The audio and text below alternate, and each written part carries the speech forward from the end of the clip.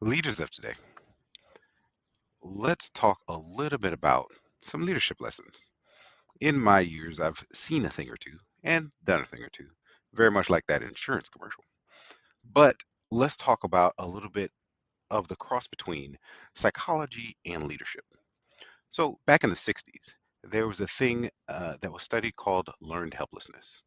What is learned helplessness? Well, back then, they did studies on animals. Now, I don't want to debate the efficacy of studies on animals, but what they did was put the animals in a situation where there was an uh, high stress situation. The animals failed to make their situation better. But then, when they removed the high stress situation, the animals still were compelled to stay in a uncomfortable environment. Does that seem strange? Well, they animals had experienced learned helplessness. They had decided that there's nothing that they could do to improve the environment that they were in. They were there, and this is the best that could ever happen, even though the adverse effects of the environment were removed. So, if we're talking about psychology and leadership, what does that have to do with the team that you run today? Well, have you put your team in a situation where no matter what they recommend, or no matter what things they try to do to improve the processes of your organization, will any of that ever come to fruition?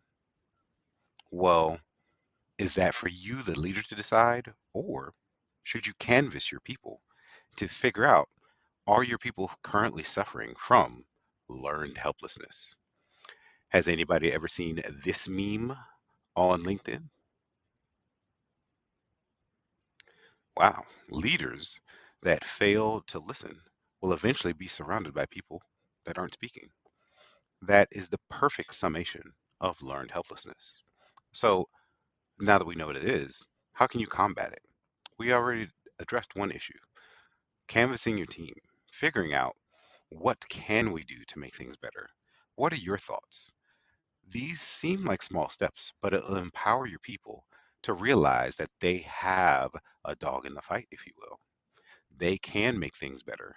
They can help the organization reach new goals because people are willing to listen to the recommendations that they have. Now, this doesn't mean you have to take every recommendation and run with it, but being open to the ideas and giving constructive criticism on why you can and can't do certain things still empowers the team.